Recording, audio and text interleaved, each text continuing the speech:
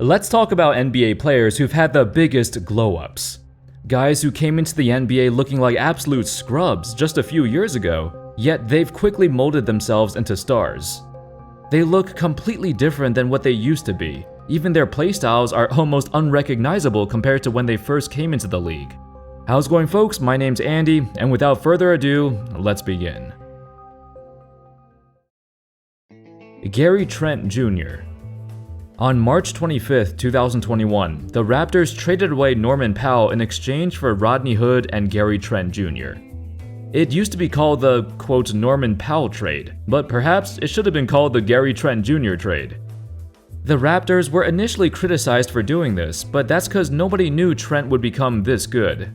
As the 37th overall pick back in 2018, he spent a while traversing the G League before finding a role on any team. There were times when he didn't even think he'd make the NBA and thought about playing overseas instead. However, with the Blazers' myriad of injuries and their rebuilding phase, Trent got the opportunity he needed. That opportunity would present itself even better in Toronto, where he became the team's permanent starting shooting guard. So far in the 2022-23 season, he's been putting up about 20 points a game, and cemented his place as one of the NBA's most lethal three-point shooters. Not too shabby for a guy who was barely a bench warmer 2 years ago. Jordan Poole.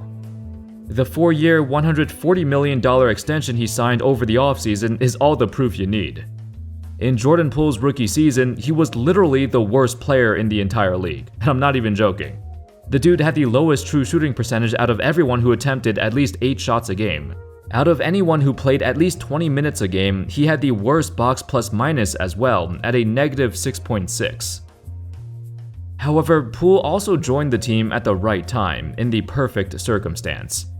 At that time, the Warriors just lost in the finals, Kevin Durant just left the team, and Klay Thompson would miss 2 entire seasons. Curry would also get injured. If this was any other situation, the Warriors would have waived him immediately after his horrendous rookie year. But because they were injured and they kinda wanted to tank, Poole was the right man for that. To their pleasant surprise though, he blossomed into a borderline all-star instead.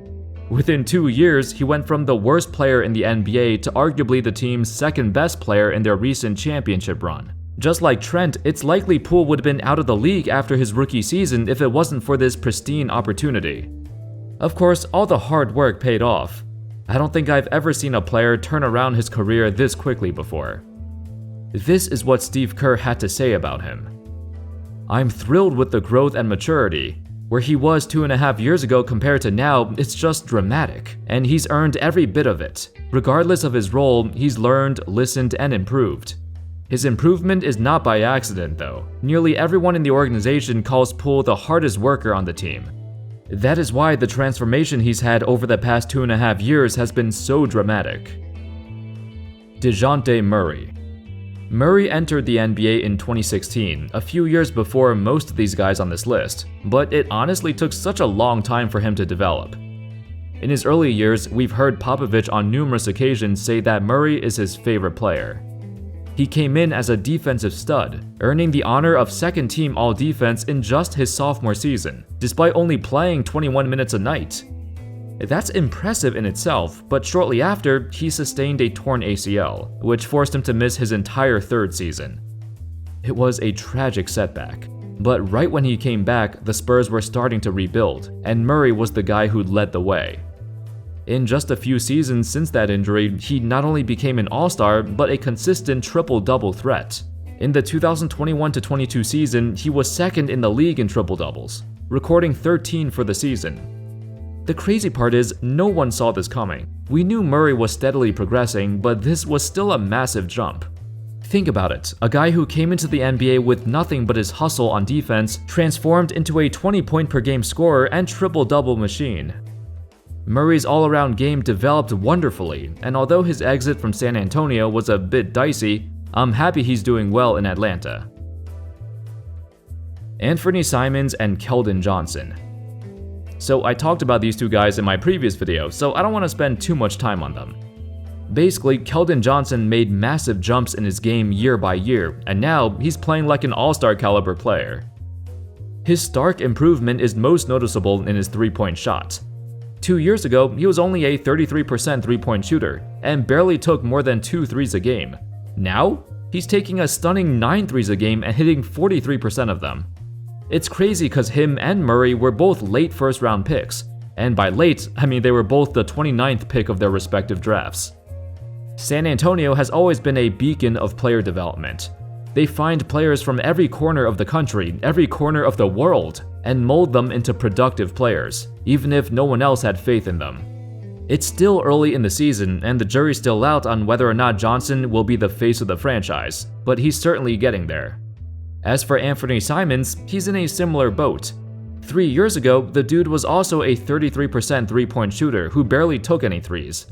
Now, he's launching 10 threes a game on a great percentage. The contract he signed over the offseason looks pretty damn good now, and he's now the de facto second option behind Lillard.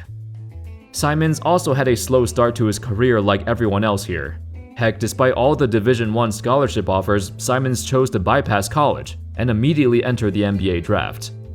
For most of his early career, he spent time bouncing around the G League, and when he did play, it was sparse. Simons used to back up CJ McCollum, but he showed enough potential that the Blazers felt comfortable trading away McCollum and giving the starting spot to Simons.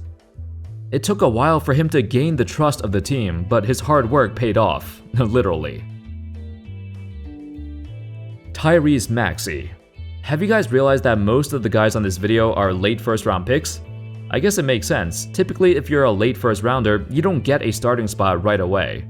It takes time, it takes a lot of effort to make your way up the food chain, and you need to catch a lucky break too.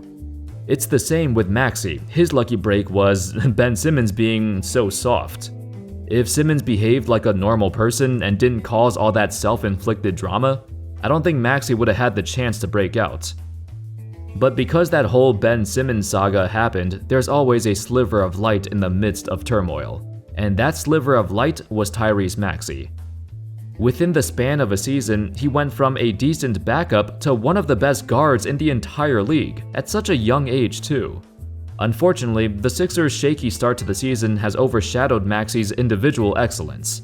The dude is putting up 24 points a game on crazy efficiency. And with Harden running the point, it allows Maxey to focus on scoring, and he's been a natural score-first player for most of his life. It's upsetting that Harden got injured right when the Sixers were getting it together. At times, Maxey legitimately looks like the team's best player. He certainly has to be, since Embiid and Harden's going to miss a lot of games. I foresee Maxey making his first All-Star appearance this season, that's for sure. Desmond Bane. Honestly, I didn't think Bane's three-point shooting could get even better. I mean, he was previously hitting his threes at a 43% clip, which is already ridiculous. But now, he's flirting in the upper 40s. As of this video, he's shooting 9 threes a game at a 47% clip. Like, what in the world? Maybe this shouldn't be too surprising considering he came into the league as an already great shooter, unlike some others on this list who took a while to develop. But the fact that he maintained his efficiency while increasing his volume by this much, that's awesome to see. This season, Bane has cemented himself as a secondary star alongside Morant. Heck, I'd even call them 1A and 1B. Bane's astronomical surge is a sight to behold. Plus, his game is silky smooth and beautiful to watch.